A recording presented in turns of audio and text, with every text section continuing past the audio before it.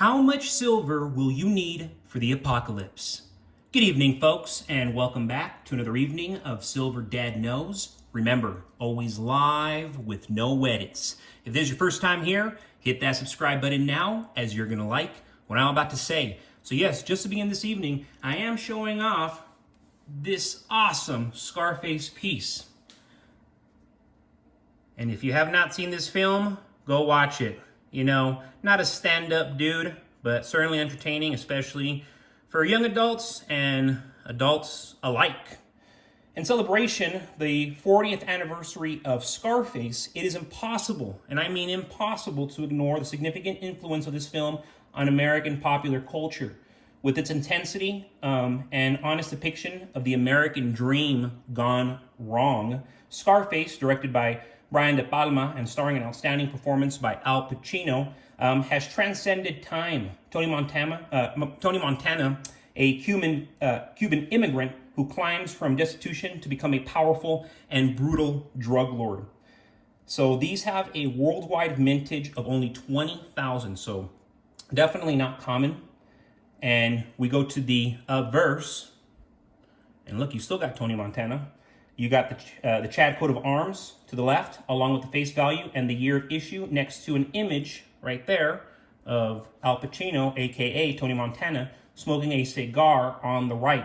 Then you go to the reverse, my favorite, and you have that, rendition of Scarface.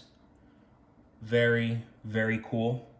And you can currently get these as low as $41 to $42. Remember, these are collector pieces, but for $41, $42, I think that is very, very reasonable. Whoops, excuse me. Very reasonable, especially with the way everything's going. And I mean, the spot price is definitely holding strong.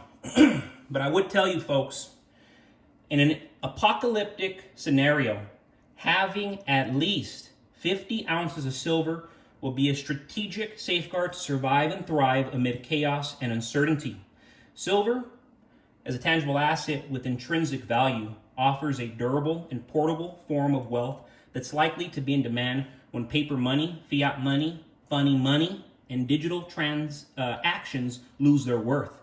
This makes silver an essential resource for bartering and acquiring critical survival tools such as food, water, shelter, while also enabling valuable trades for protection. With around 35 to 40 ounces of silver, currently, one can trade for high purity items like an assault rifle or other defensive equipment. I mean, that can buy 3 shotguns, maybe 4 shotguns, maybe 5 shotguns, only 35 to 40 ounces, which would offer both physical security and a sense of stability in the fact of societal breakdown, in the face of societal breakdown. The power dynamics during a crisis will shift towards those who are prepared and able to protect themselves, making such a trade a practical consideration for safety. The remaining 10 to 15 ounces will cover essential bartering needs for the first 1 to 2 weeks. During this period, silver will be used to obtain items like food supplies, clean water, medical essentials, and fuel. This reserve of silver will prove critical as you navigate the early stages of the crisis, where inflation, scarcity, and high demand will drive up the cost of goods. A minimum of 50 ounces of silver offers not only a layer of defense, but also a lifeline for immediate needs. By strategically allocating this silver, one could better secure vital resources and maintain a foothold amid disorder, turning a daunting situation into one where survival and even resilience becomes achievable. And I'm not sure if you're paying attention, but we're certainly hearing alarming news about the bird flu virus, H5N1, which has recently spread from birds to pigs here in America. While bird flu has been around for years, it's been confined mostly to birds and poultry. Recently, though, it's begun affecting cattle and now, for the first time, pigs. USDA confirmed that a pig in Oregon has tested positive, raising concerns about the virus possibly mutating further. So if you didn't know this, pigs play a unique role in viral studies because their, their immune systems they're very similar to humans.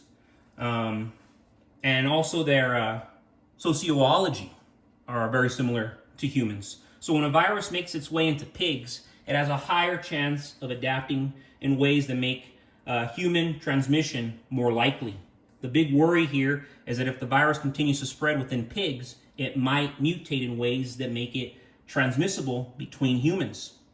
Experts caution that while human-to-human transmission isn't guaranteed, the infection in pigs is a warning sign. What we're dealing with could be the beginning of a situation where this virus might become a threat on a global scale, similar to previous pandemics.